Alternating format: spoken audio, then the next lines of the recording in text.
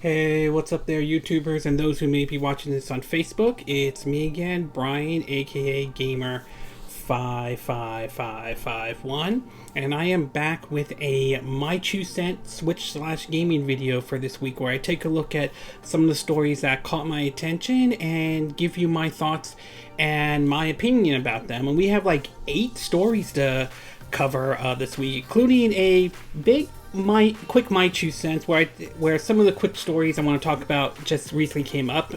The first one I want to point out is an article by Video Game Chronicles pointing out Sega's explanation of why they are taking a hands-off of approach to Sonic, which let's just say,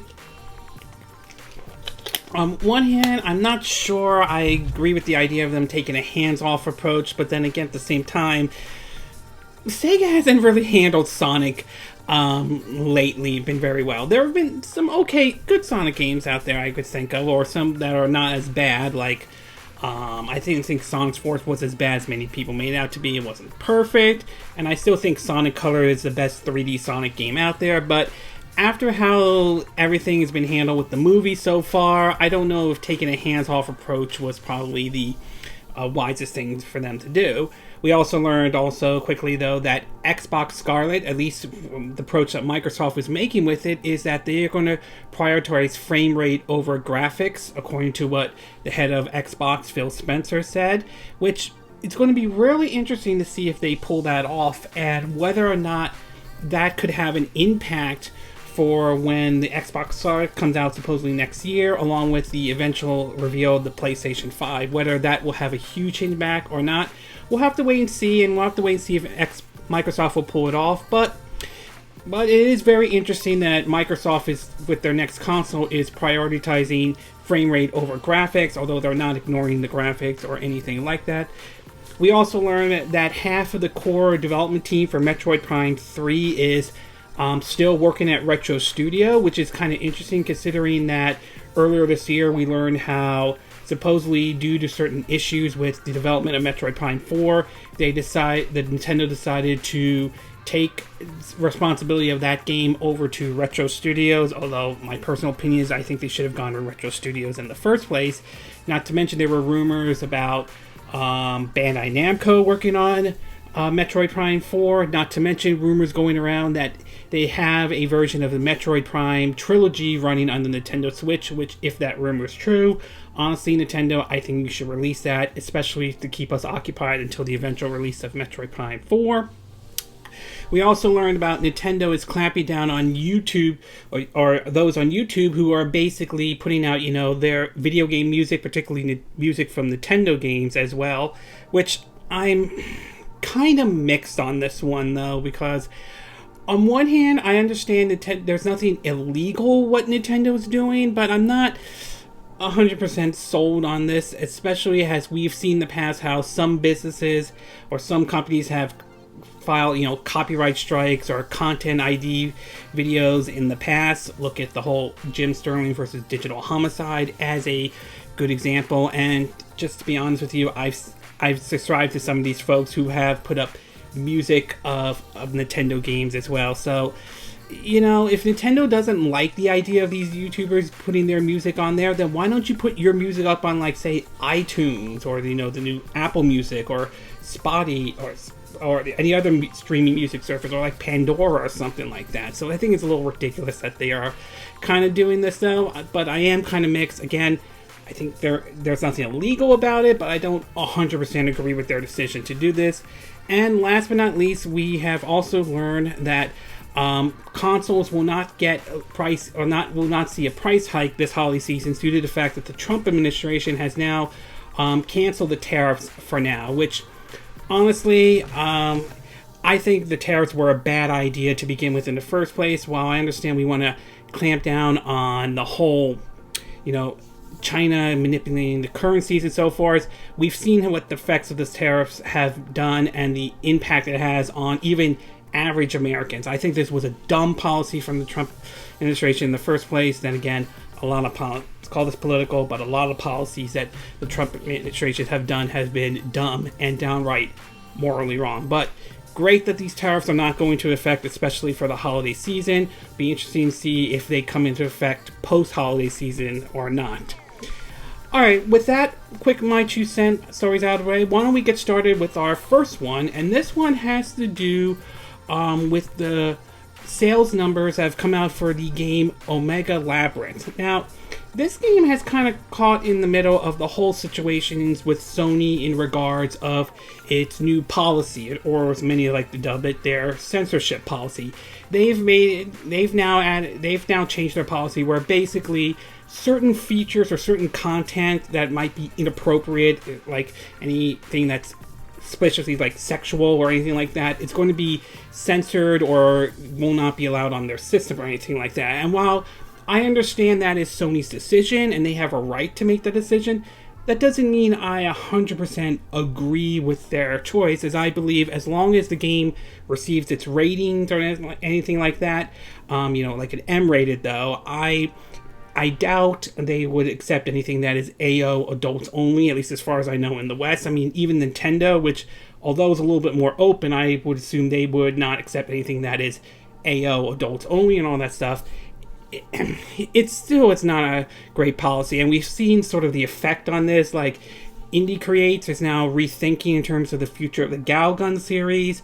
Several games have been canceled due to this policy that Sony has put up, and the creator of the Serene Kagura series has left Marvelous and so forth out of protest over basically Sony's policy on this and so forth. Well, one of the games that were caught in the middle was, of course, Omega Labyrinth, as Sony would not allow the game to be on their system or not allow or anything like that. But apparently, they did somewhat change their mind, and we have seen basically a version called Omega Labyrinth Light, which is a sort of a toned down version compared to Omega Labyrinth or Omega Labyrinth Life, which is the uncensored version on the Nintendo Switch. Well, at least according to, I think, Famitsu and their report for that week when the game came out, it looks like a lot of people have made their decision in regards to this. In an article posted on Nintendo Enthusiasts, it reads that, quote, "If you're unfamiliar with Matrix Software's roguelike RPG Omega Labyrinth Life, I wouldn't be surprised, but if you are, it's likely due to its proximity to the ever-ongoing debate about censorship in the industry. If the recent sales of the Switch titles are any indication, people seem to prefer the uncensored edition, as it outsold its corresponding censored version 3-1 in the first week on the market. Regarding Omega Labyrinth Life, there are 2 versions of the game on the market, separated by consoles, and thus the amount of censorship involved in-game. The Switch version follows Nintendo's recent policy about not censoring third-party titles. Meanwhile, the PS4 version, simply Labyrinth Life, follows Sony's stance on censorship and cuts out a decent bit of the more risque content. This difference in policy not only has led to different games released on both systems, but it's also called to boycott the PlayStation version of these games. Whether or not these boycotts have actually taken place, the sales numbers don't lie. Omega Labyrinth Life came into ninth place in physical sales, moving 6,643 units through August 4th. On the other hand, Labyrinth Life came in 26th place with 1,977 units. Both games launched on August 1st, so there is an equal period over which to compare these numbers. And we can see the Famitsu sales as for that week, though, obviously Super Mario Maker 2 was the top seller along with Fire Emblem 3 Houses, though. But this is interesting, though. And again, this is in Japan. I don't know how it is like in the US, since we don't have a physical version. We only have like the digital sales, and we don't have any numbers to track the digital sales or anything like that. I really think they should basically really add that. But anyway, Gamemitsu is reporting that the top selling new release last week was Omega Labyrinth Life, which debuted at, like I said, 6,643 retail sales. Its PlayStation 4 counterpart did not chart the top 10. For comparison, the first week sales of the previous entry, Omega Labyrinth series, was 9,320 retail copies on PS4, and 8,821 copies on PS Vita for a total of 18,141 units. This is from Gimitsu. So the fact that the Switch version outsold the PS4 version is kind of interesting. And I mean, you can look at it in many different ways, but I think a lot of it, some of it, I think most people will point to, and that might be because of, well, Sony's policy and all that stuff. And honestly, I don't disagree. I think that even though it looks like more likely a niche title and all that stuff, it's obviously clear, at least based on the sales numbers here, that it seems as though, at least in Japan, that people were more comfortable buying the uncensored version on the Nintendo Switch compared to the PS4 version, which was the censored version. The fact that it made it in the top 10 and not at the bottom like the PS4 version is, well, pretty amazing. And it's going to be really interesting to see if some of these developers that have produced a lot of these risque or raunchy titles decide to basically make the decision of, you know what, we're going to jump ship. We're not going to develop for the PS4. We're going to bring it over to the Nintendo Switch, mostly because of Nintendo's stance on their policy, in which, you know what, their policy is, as long as it gets a rating system, they're not going to tell a third-party developer what kind of game they want to make. And if they want to make something that's risque or raunchy, it's fine with them. So, overall, very interesting to see that Omega Labyrinth on the Switch version sold more than the PS4 version. It's going to be really interesting to see going forward, like I said, if other developers that do make a lot of these risque and raunchy titles decide to jump ship and go to the Switch over because of Sony's censorship policy in regards for their system, particularly the PS4.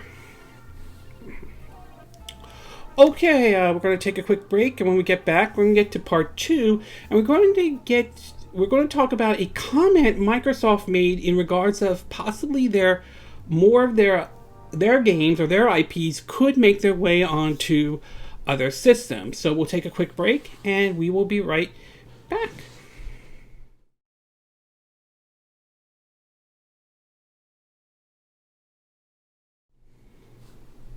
Okay, and we are back with part 2 of our My 2 Cent video for this week. And for this one, we're going to be taking a look at recent comments made by Microsoft in regards to that some of their IPs or some of their games could certainly make their way onto other systems. Also, and maybe also even onto the Switch. Microsoft has kind of been sort of in an awkward spot this generation as far as we can tell, though. The Xbox One, when it originally launched, got off to a bad start for a lot of reasons, and Microsoft kind of rubbed a lot of people the wrong way. From the whole DRM, to their always online, or you have to check into your Xbox One, to their used game policy, to the infamous comment that they made, which is like, if you don't have an internet connection, we have a system for you, which is the Xbox 360, which also rubbed a lot of people the wrong way. And obviously we could tell by this generation, it was probably clear who won this generation. That was basically the PS4, mostly because Microsoft and Nintendo kind of shot themselves in the foot with the Wii U and the Xbox One.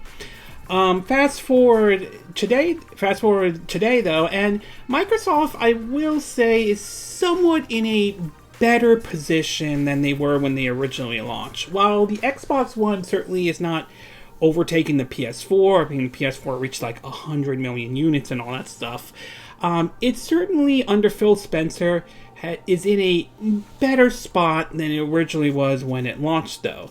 But we've also seen some odd things that Microsoft has done, and one of those is seeing their games somewhat appear on other systems. And the big shocker this year was seeing Cuphead, of all games, Cuphead, a Microsoft Xbox exclusive, make its way over to the Nintendo Switch. Not to mention, we're coming up with its upcoming DLC. I think it's the Delicious Last Course, if I'm saying that name correctly, that supposedly originally was supposed to come out this year, but got delayed till next year to avoid crunch time, which honestly, in my opinion, I think that is a good thing.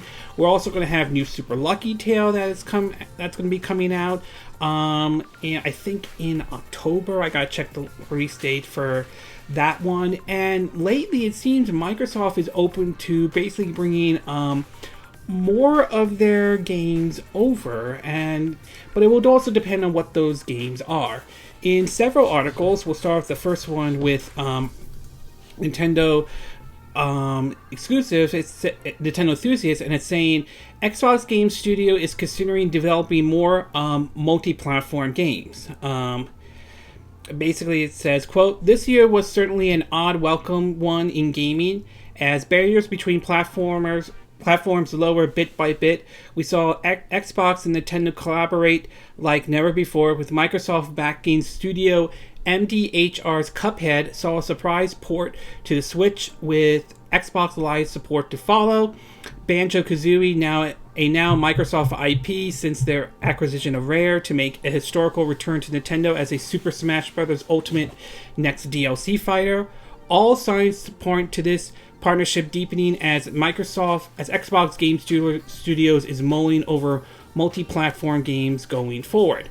The comment it says, quote, that Xbox Game Studio Corporate Vice President Matt Bootsy recently joined the Game Informer show podcast to discuss the future of Xbox. In the interview, Bootsy hints at Xbox Game Studio widening their scopes beyond the boundary of Xbox and PC.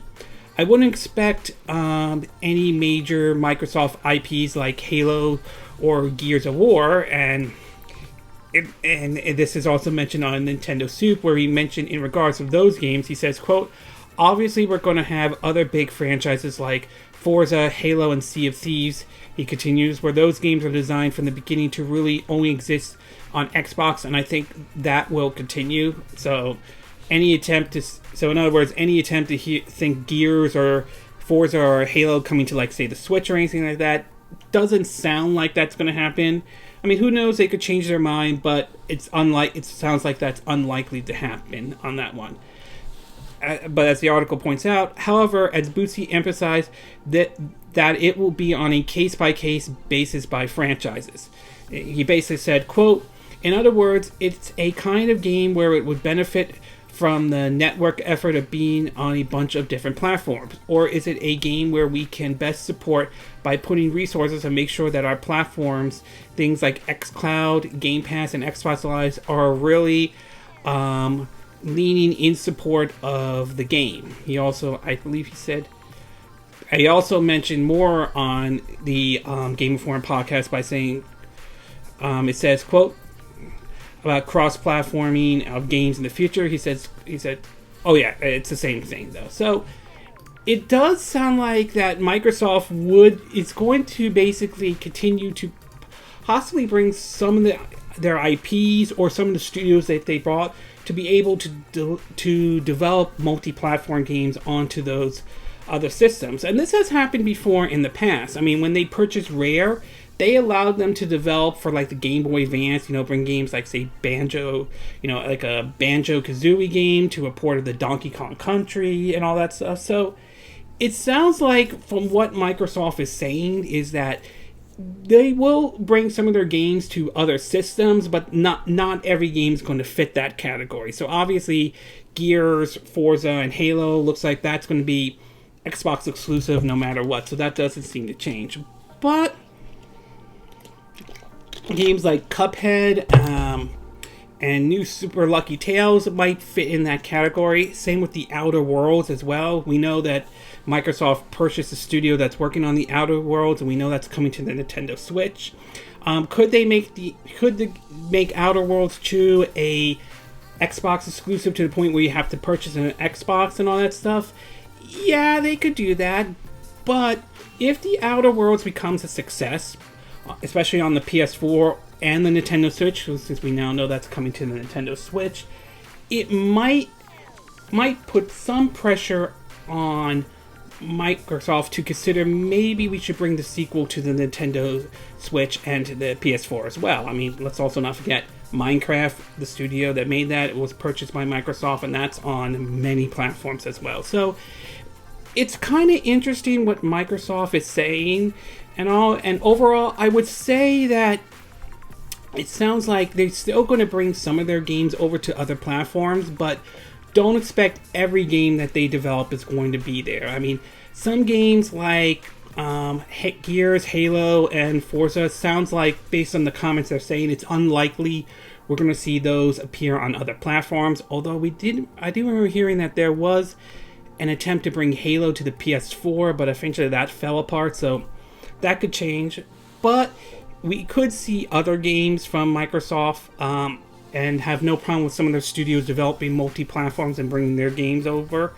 Honestly, though, I would like to see them, honestly, from my opinion, I would like to see like a Rare Replay come to the Nintendo Switch. That would be great if Microsoft can do that. And there's also the rumors about Ori and the Blind Forest coming and all that stuff. So overall, very interesting what position Microsoft is taking, and it will be really interesting to see going forward with them what games become, say, on their system, and what games do they decide, okay, yeah, you could bring it over to our competitors, whether it's the PS4, which will eventually become the PS5, or the Nintendo Switch. Okay, we're going to take a quick break, and when we get back, we're going to get to part 3, and this one has to do with the possibility that we could be seeing Super NES games on the Nintendo Switch soon. So we'll take a quick break, and we will be right back.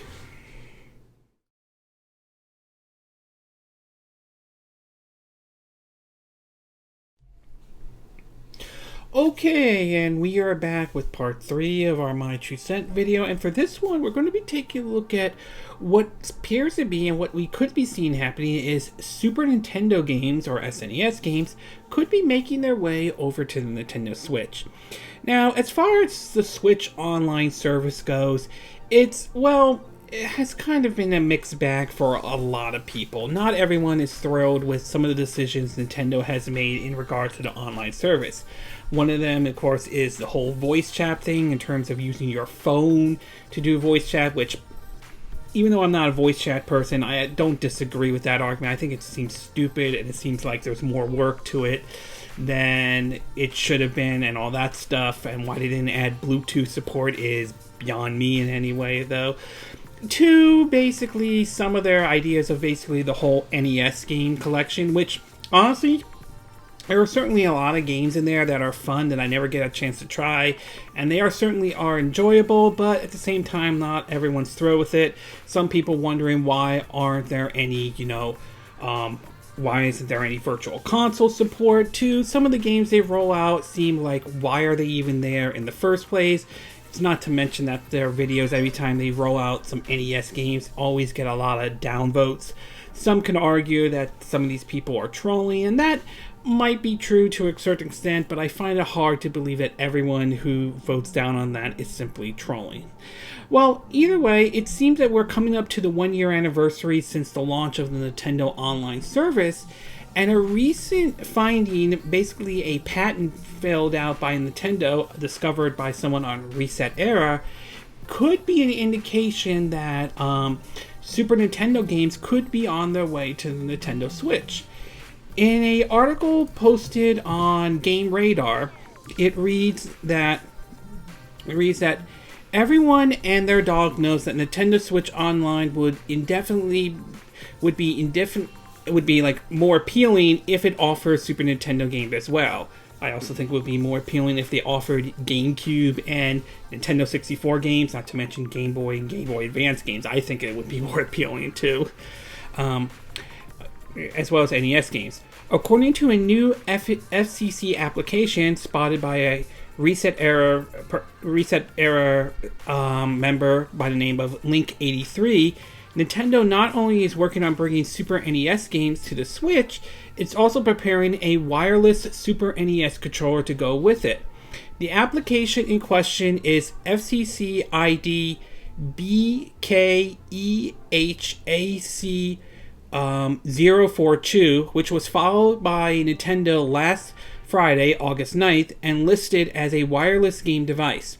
A few things stand out here. Most importantly, the application contains the above image showing the back of the controller, the silhouette, which couldn't be more Super SNES. It would be nice to see if we could view the controller from the other angle, but unfortunately the file containing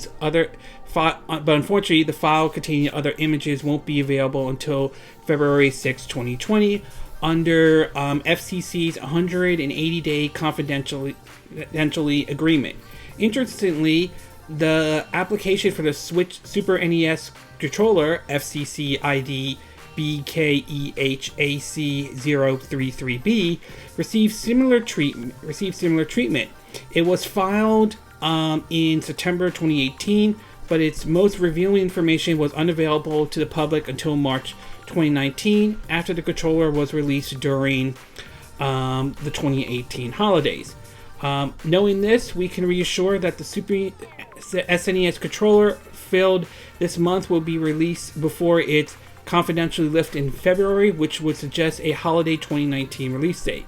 That's just speculation on this writer's part, but if it holds up, it means Super NES, that the Switch will get Super NES libraries sometime in the next 4 or 5 months.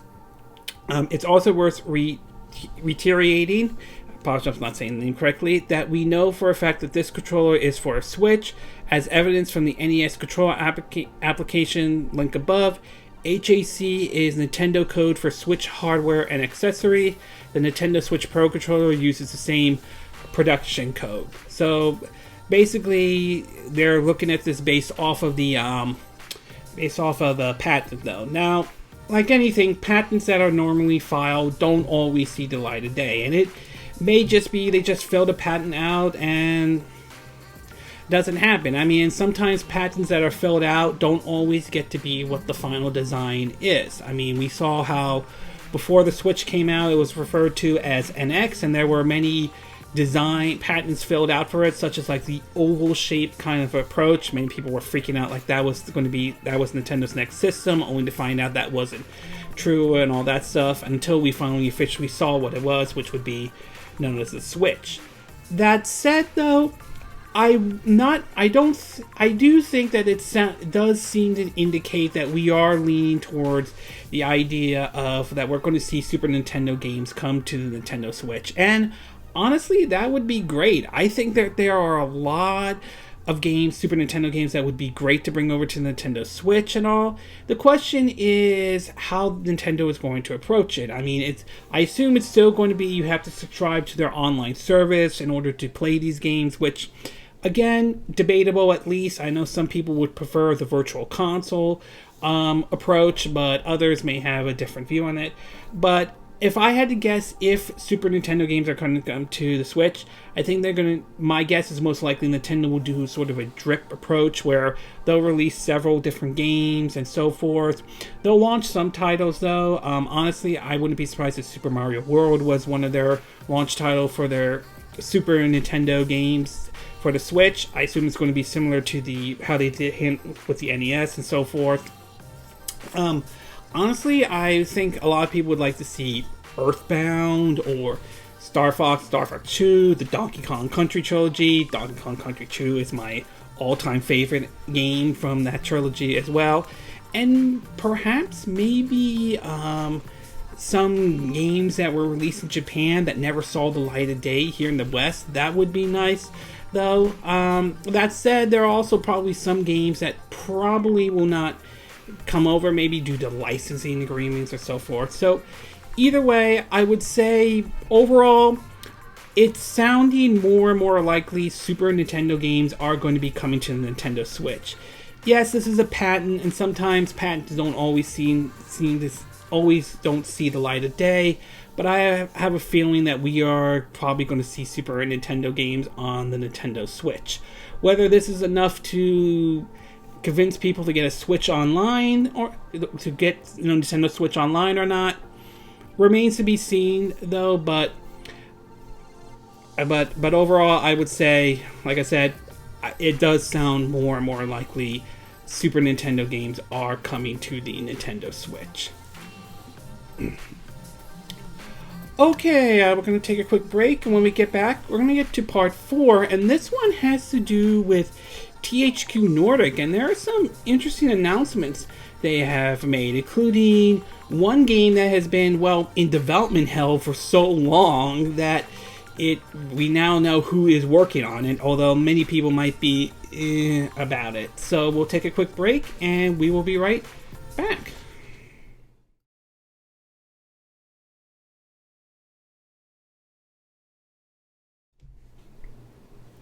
Okay, and we are back with part 4 of our My True Cent video, and for this one, we're going to be talking about THQ Nordic. I mean, ever since its revival, THQ Nordic has really started to gain a lot of attention, most of it in a positive way.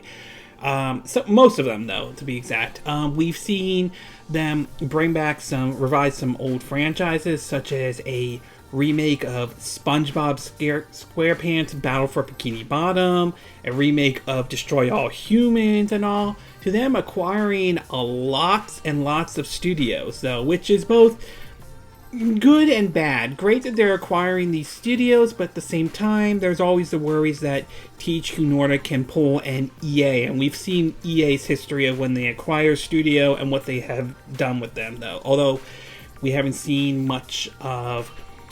heard much about that kind of situation with THQ so far. Well, recently, THQ made some announcements of not only acquiring more studios, obviously, but now also announced some more games in development, including one that's been in development hell for quite some time, and now we know who may be working on it, although not everyone will be. The response has been kind of mixed at best. In an article on Video Games Chronicles, they announced that, quote, under the title, new Saint Row game is deep in development. They also talk about Dead Island 2 and Time Splitter, to be exact. So, according to the Game Chronicles article, it reads, quote, THQ Nordic has confirmed that a new Saints Row game is in development at Voltron Studio. The news was announced as the company provided update on several of its key properties as part of its first quarter financial results on Wednesday. Voltron is deep in development of a brand new Saints Row game, the first full entry in this much loved series since Saints Row 4 was released in 2013, he said. The company also revealed that Nottingham's UK-based Dambuster Studio, the developers behind 2016's Homefront: The Revolution studio, is now making Dead Island 2. Specs Ops, the line studio Yager, Y-A-G-E-R, was originally creating the game, but it was dropped by THQ Nordic's subsidiary Deep Silver, which said in 2016 that Sumo Digit has taken over development duties. We have entrusted Dambuster Studios with the Dead Island franchise, bringing the development of this key franchise to one of our eternal studios. THQ Nordic says Wednesday they are now leading the development of Dead Island 2. The company also provided an update on its plan for the Time Splitter IP, which it acquired in 2018. We were delighted to announce that one of the series creators, Steve Ellis, E-L-L-I-S, has joined us to help plot the future course for this franchise, it says. THQ Nordic has 81 projects in development, 34 which have been announced. Curious, I would like to hear about the other projects, and I'm very interested to see, on a side note, if some of these projects make their way over to the Nintendo Switch. Last quarter, I confirmed that we had a new contact with 4A Games, THQ Nordic CEO said during the presentation on Wednesday. I'm very happy to have them as an external studio with Deep Silver as they continue to work on the Metro franchise. Additionally, THQ Nordic announced on Wednesday that it has acquired Darksider Studio Gunfire Games and Motor GP developer Milestone. It's also worth pointing out that they've also, I believe, they also have acquired, at least according to Destructoid, video game investment company Goodbye Kansas Game Invest. With this acquisition, THQ Nordic picks up the contracts of 5 early-stage development studios: Panodome Interactive, if I'm saying the name correctly, Fall Damage, Neo Giant, Carvis, Kavalri, and Fame Bunker. As well as these, THQ Nordic seems secure the royal rights for the upcoming adventure title Biomutant. It's worth pointing out, Biomutant is rumored to be coming to the Nintendo Switch, while nothing has been confirmed at this time. Though, given that the game does support Unreal Engine 4, there is a chance we could see it come to the Nintendo Switch. Not a guarantee, but there is certainly a chance. And with them requiring Gunfire Games, though, obviously they got back the rights to the Darksiders series. We know that Darksiders 2, the remaster edition, is coming out for the Nintendo Switch. And although we don't know if Darksiders 3 will reach the Nintendo Switch, again, like Biomutant, it does run on Unreal Engine 4, so there is a chance Darksiders 3 could come to the Nintendo Switch and all. So anyway, with this announcement though, some of these are good and some of these are mixed. The fact that a new entry in the Saints Row series is in development is certainly nice, that they are developing a new one. As always, I thought Saints Row 3rd remains my favorite entry in the series, though. I thought the Switch port wasn't as bad as a lot of people made it out to be. When the game came out, it didn't have the update, which was a major issue for that game. But once the new update came out, it certainly, I think, fixed a lot of the problems that the game had, though. But either way, I enjoyed Saints Row the 3rd, though. Saints Row 4 was fun. Saints Row 4 was fun. Not 100% perfect, but it was still a fun game. Would like to see that come to the Nintendo Switch. As far as Saints Row Saints Row 5 goes, or at least if that's what they're calling it, though, personally, I don't think they should reboot it, though. I think they should go forward with the Saints Row 5.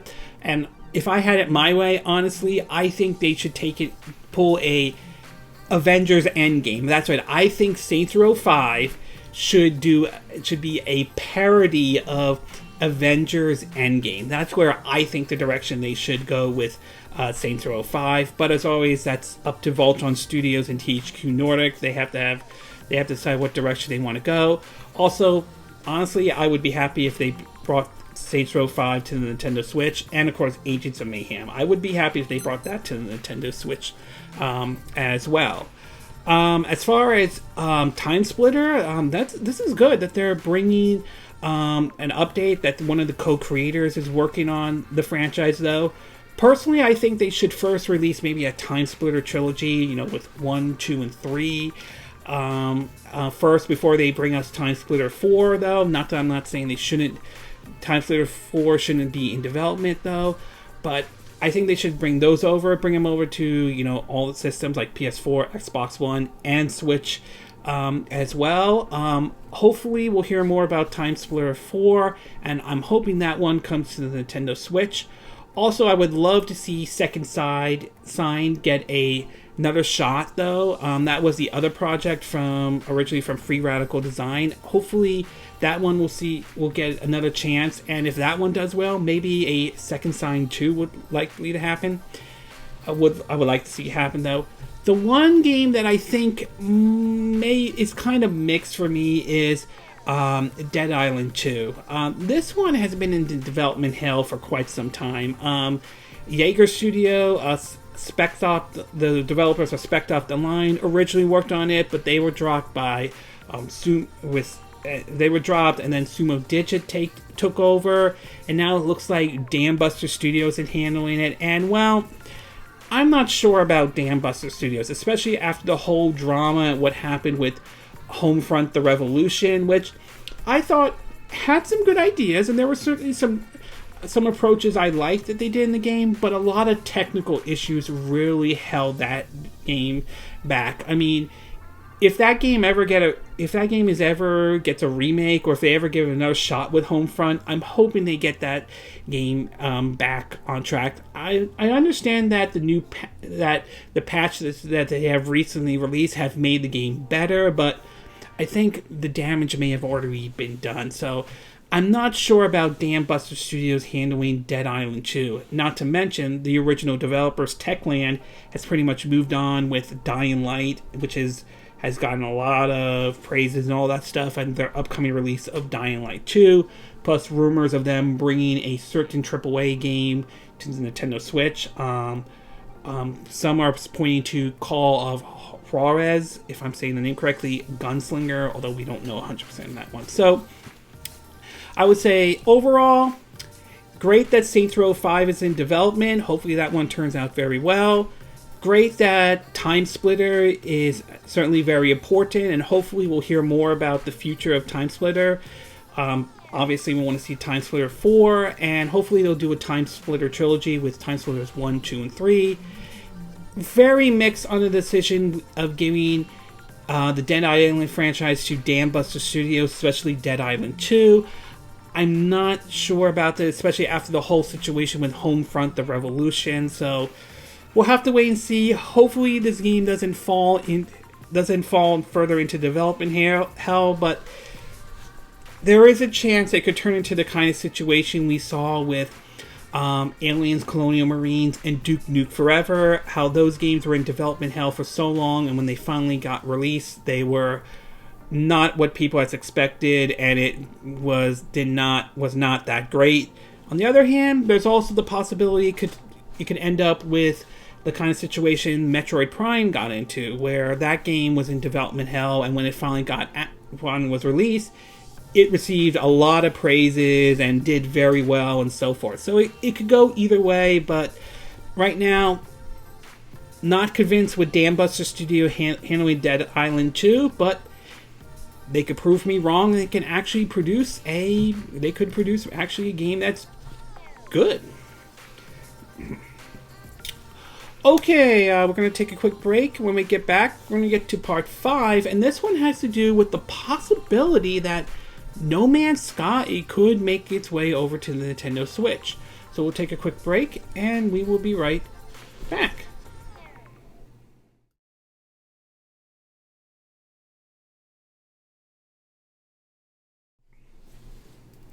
Okay, and we are back with part 5 of our My 2 Cent video, and for this one, we're going to be taking a look at the possibility about No Man's Sky coming to the Nintendo Switch. Now, No Man's Sky was kind of a controversial game when it launched a couple years ago, though. There were a lot of people who felt like the developers misled and lied about it and pulled, the vertical slice and bullshot where they showed off the game that looked impressive and all that stuff to basically the game not looking so impressive or not looking as what they were originally showed and all that stuff. Now, I remember playing it on the PS4, and I thought it was, looking back at it now, I thought it was kind of interesting and all that stuff, but it was clear that there were certainly wasn't exactly 100% perfect and all that stuff, and I kind of gave up on that title and so forth. Even hearing how Sony pretty much, originally was making this an exclusive, but kind of dropped that and so forth. Fast forward to today, and No Man's Sky seems to be in a better position. Some people believe that developers redeemed themselves when they started adding more and more new features, and we're also knowing that they're releasing a VR experience for No Man's Sky. Well, recently a question was asked in terms of regarding if there's any chance a Nintendo Switch version of No Man's Sky happening, and the developers gave an interesting response to that. In an article on Game Informer, it reads as, quote, Hello Games is interested in No Man's Sky on Switch. It reads, quote, on August 14th, Hello Game is launching No Man's Sky Beyond, a large, free update that will add full VR support, online multiplayer for 16 to 32 players, platform depending, so it depends on what platform you're using, and a batch of other frequent request features like animal riding. The small team is continuing to work on and optimize No Man's Sky technology, though, and in a recent interview with Sean Murray, we asked whether we'll ever see the expensive sci-fi game ported to the Nintendo Switch. And their response is, quote, it's super interesting, said Murray. I love the Switch. We're obviously very focused on what we're doing right now, but we have done a lot of work on PlayStation VR to optimize the game. So we'll be interested to see what's possible. But at the moment, we're just focused on what we're doing right now. So basically what he is saying is that it is certainly a flat out no, but it's not a yes either. And honestly, I'm not hugely surprised by this. Obviously, they're very focused on what they are working on right now, the VR experience and all these other features. So if a Switch version were to happen, it's probably going to have to wait a little bit before they even bring the game over to the Nintendo Switch. That said, I don't see what's wrong with this game coming to the Nintendo Switch. And we've had games with online experience do very well on the Switch. Paddlin' was released on the Switch, though. Fortnite, Warframe, also on the Nintendo Switch. So it's certainly not out of the realm of possibility that No Man's Sky could make its way over to the Nintendo Switch. Whether there's an audience or not for it, that remains to be seen. We'll have to wait and see. Of course, we'll have to wait and see if the game ever comes to the Nintendo Switch. But whether or not there's an audience, like I said, that remains to be seen. So overall, I would have to say I certainly don't see any problem with No Man's Sky coming to the Nintendo Switch. And if it does come to the Nintendo Switch, I might give it another go second time around. Maybe this time around the game has truly changed to the point where it's definitely a better experience than it was originally when it launched. Much like how I played it back on the PS4, which was an okay experience. Although it seems as though No Man's Sky seems to have a better redemption and seems to be doing better than, say, like Star Wars Battlefront 2, which the whole damage to that game, while many are saying it's definitely better than when it launched, the whole controversy really ruined it and not a lot of people will return to that game. Same with like Fallout 76, although based on what I've seen so far, it looks like Fallout 76 is doing better than, say, Anthem, which God knows what's about that game. That game's a train wreck. So overall, like I said, I certainly don't have don't have a problem with No Man's Sky coming to the Nintendo Switch. Whether there's an audience for this kind of game or not, that remains to be seen. Okay, we're going to take a quick break, and when we get back, we're going to get to part 6. Oh, there we go. Part 6. So far. And this one has to do with one of the producers, or one of the folks who worked on the a classic Dreamcast game, Power Stone, is interested in bringing, doing another entry, and even consider bringing it to the Nintendo Switch. So we're going to take a quick break, and we will be right back.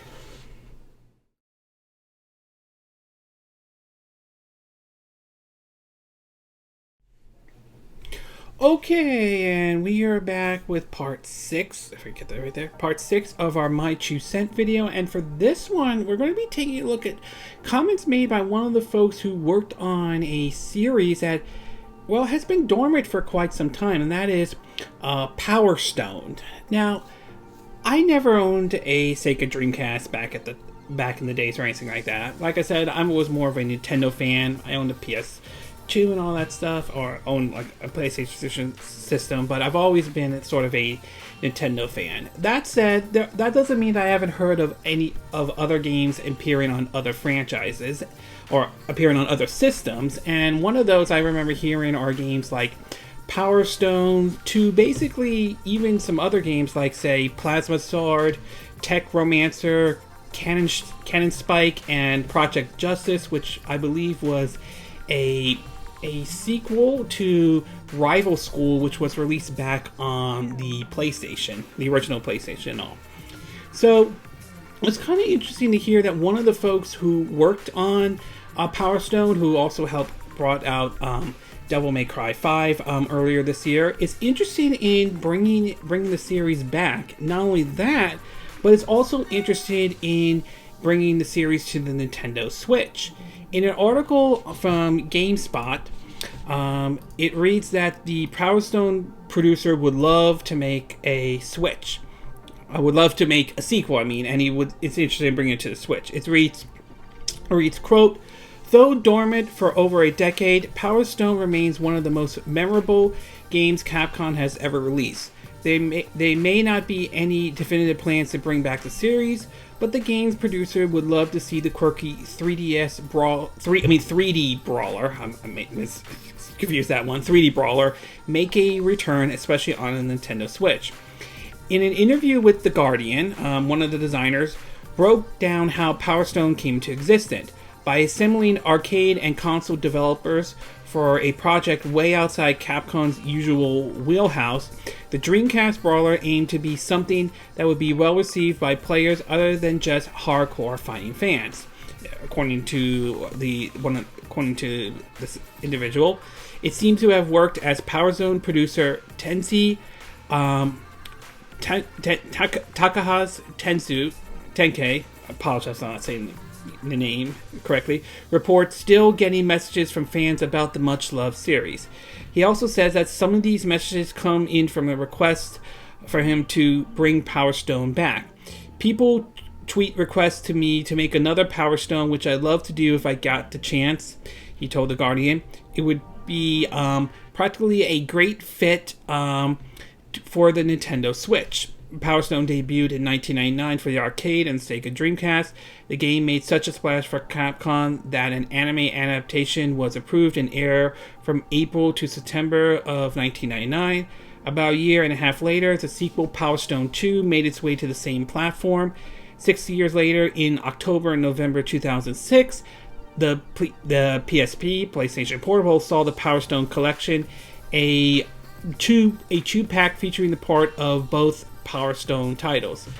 You know, honestly, there are a lot of people that would love to see Capcom sort of revive some of their series, though. We've seen, you know, like I mentioned, like Rival School, to even, you know, like Dino Crisis and all that. Although there are rumors about that one could be seeing a revival as well. And with the success of like Mega Man 11 back in 2018 and how well that game did, I think Capcom should consider dipping their toes and bringing back some of their other franchises as well.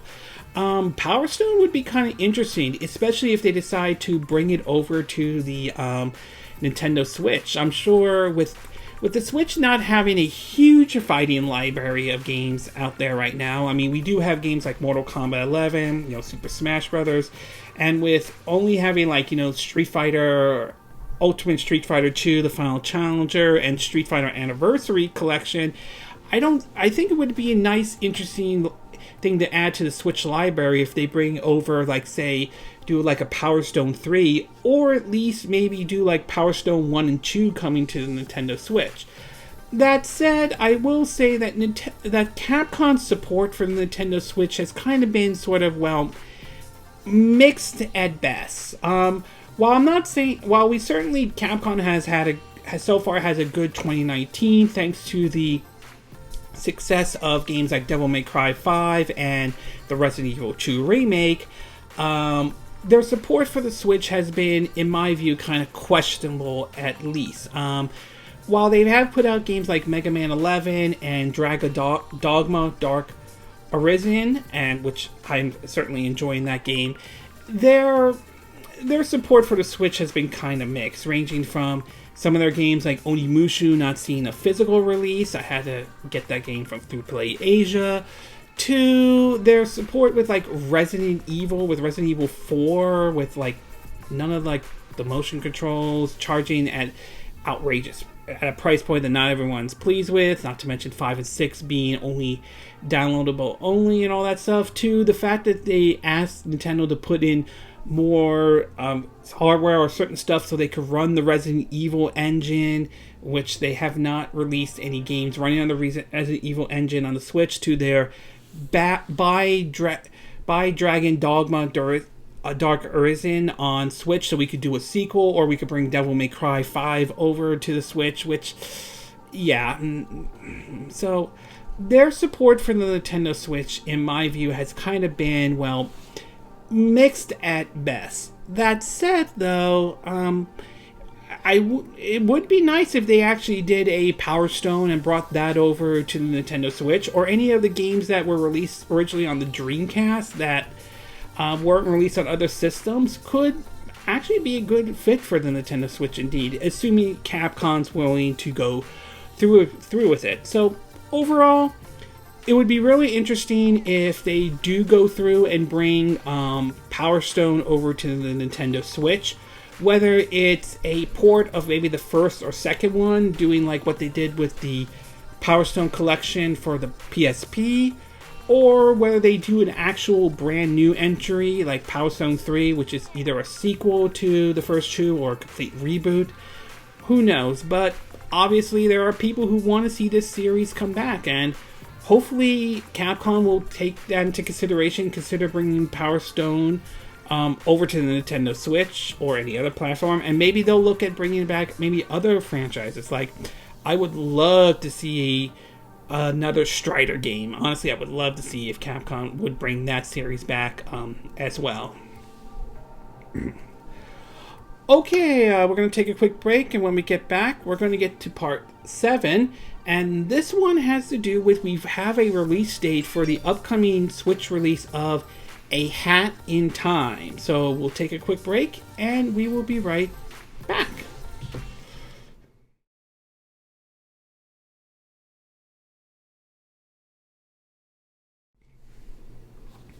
Okay, and we are back with part 7 of our My 2 Cent video, and for this one has to do with A Hat in Time, and we finally have a release date for the Nintendo's for the Switch version though.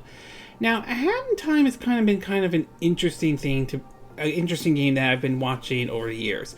Originally it was a Kickstarter project though, before making its way onto many systems, such as the PC, though, and of course we also recently saw it come to like the PS4. However, as far as the Nintendo version has gone, though, it's been interesting.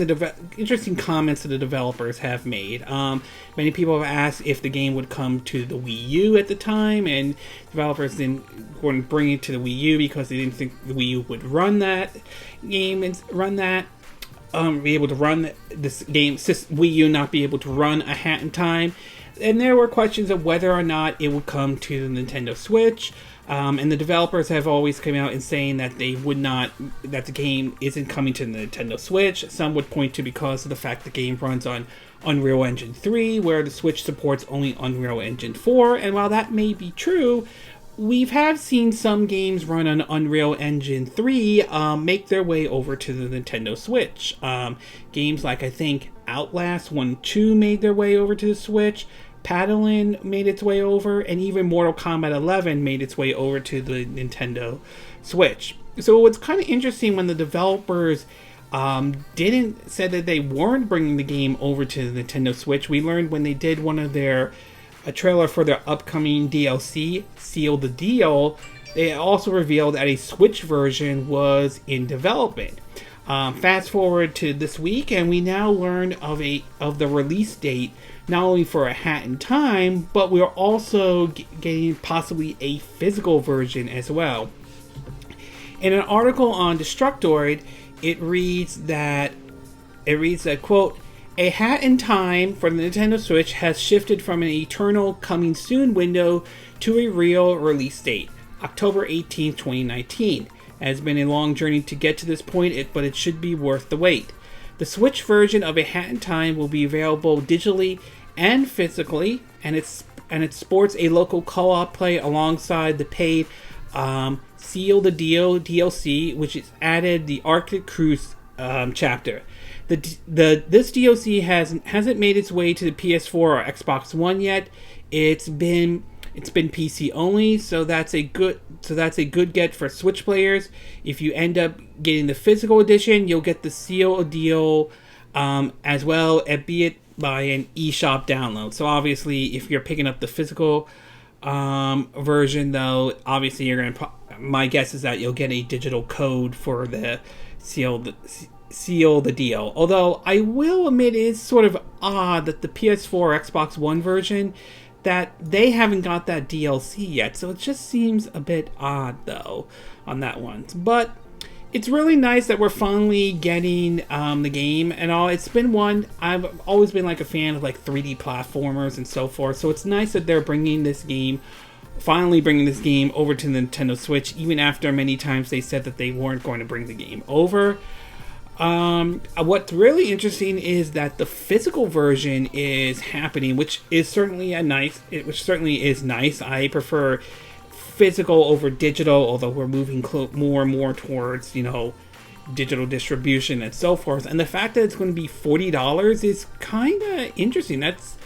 It certainly is cheap. I mean, it certainly is much cheaper than, say, like $60, although there are some Switch titles that are relatively cheaper than $40. Either way, great that if true, great that we're getting a physical version and that it's $40, and great that Switch owners are going to get the Seal the Deal DLC.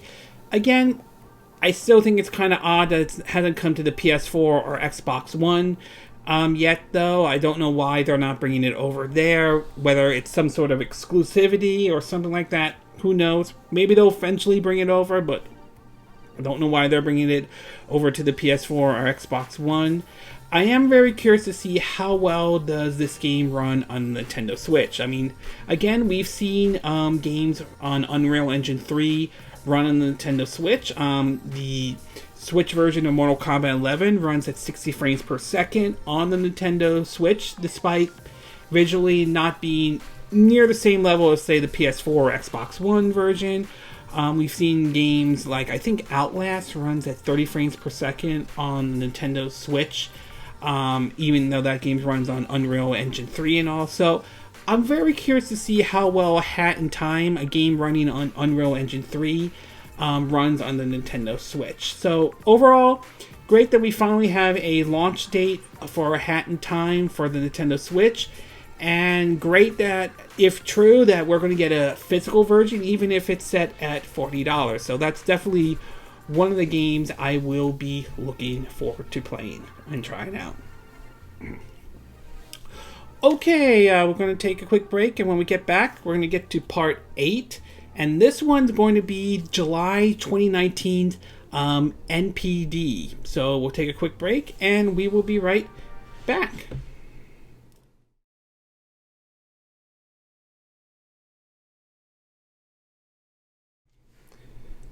Okay, and we are back with our 8th and final part of our My 2 Cent video for this week. And for this one, we're going to be taking a look at July's 2019 NPD. So as always, as we get closer towards, I think, the middle or near the end of August, though, or the middle of end of each month, NPD releases their results and reads for how well the video game industry, in terms of sales, in terms of games, into hardware and so forth. And it seems as though Nintendo seems to be doing well, not only at least in their hardware, despite sort of a decline in terms of hardware sales, but 3 of their games that they released, though, Fire Emblem 3 Houses, Super Mario Maker 2, Marvel Ultimate Alliance 3 The Black Order, seem to be doing very well for Nintendo. In an article on Venture Beats, we'll start off first with the from the hardware. The NPD has reported that Nintendo Switch leads another down month for hardware. Nintendo Switch was the best-selling console in July, but overall hardware sales were down big time.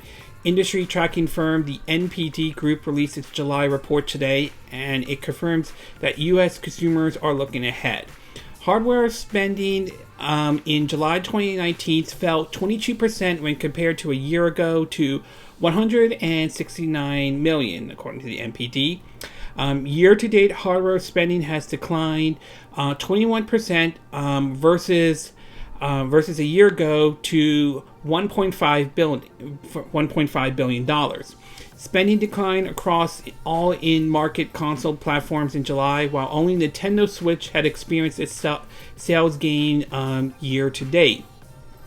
The problem is pretty obvious. The kind of people who spend hundreds of dollars on an Xbox One or PS4 in the United States have probably already done so at some point since November 2013. Those are also exactly the kind of people who are looking ahead to new hardware. So obviously those people are pretty much looking forward to the upcoming, Xbox Scarlet and the PS5. Though Nintendo launched a slightly upgraded Switch in August. It also has a Switch Lite coming in September. Microsoft has promised the next Xbox is coming holiday 2020, and you can expect the PS5 to come around that time as well. But for now, Nintendo is on top. Nintendo Switch was once again the best-selling hardware platform for July and remains 2019 hardware sales leader. So obviously, Nintendo is certainly doing very well with the Nintendo Switch. How well it will do when the PS5 and Xbox Scarlet comes out remains to be seen. But right now, Nintendo seems to be in a very good position with the Switch. As far as accessories and game cards go, they say gaming companies use atoms to make more than just gaming consoles, though. And when it comes to gamepads, headsets, and game currency card, 2019 continues to see a decline from the heights of 2018. Total July 2019 spending on accessories and game cards declined 12% when compared to a year ago to $254 million. Year-to-date sales of accessories and game cards have fallen 1% when compared to a year ago to $2.0 billion. Growth in gamepad spending has not been able to offset declines across other segments. We may see accessory sales spike later this year. Perhaps people may pick up newly added ones for the Switch Lite, and Sony is launching new colors for the DualShock 4. For now, gamepad sales are going strong because games like Super Mario Maker 2 are driving people to upgrade. The Nintendo Switch Pro Controller was July 2019's best-selling accessories, said the NPD. The PS4 DualShock 4 Black remains the year's leading seller. So, obviously, it looks like there are some declines in some areas. Some areas are kind of like, basically, some of it is because most people are gearing up for the eventual release of the PS5 and the Xbox Scarlet, though. But at the same time, it shows the Switch is still continuing to do very well. The Switch controller is like the best accessory for July 2019, but the PS4 DualShock controller is still the leading seller. So some hits and miss in terms of the hardware. Over on the software side, it seems to be Nintendo must be pretty happy with a lot of their games in terms of that. As far as the best-selling games of July 2019, Fire Emblem Three Houses entered in at number 2, Super Mario Maker 2 entered at number 3, and Marvel Ultimate Alliance: The Black Order made it in at number 4. So, props to Nintendo for those games entering at number 2, 3, and 4. Madden NFL 20 was the top best-selling game for July 2019. As far as Sony goes, it seems as though Marvel's Spider-Man and MLB 19 The Show were the only two games that made it into, at least as far as Sony games goes, that's the top 20 best-selling games for July 2019, with Marvel's Spider-Man entering at number 11 and MLB 19 The Show at number 17. That said, Nintendo also had Mario Kart 8 at number 9, Super Smash Bros. Ultimate at number 7, The Legend of Zelda Breath of the Wild at number 10, and New Super Mario Bros. U Deluxe at number 18. So basically, Madden certainly is doing well for them. Fire Emblem is doing well for EA.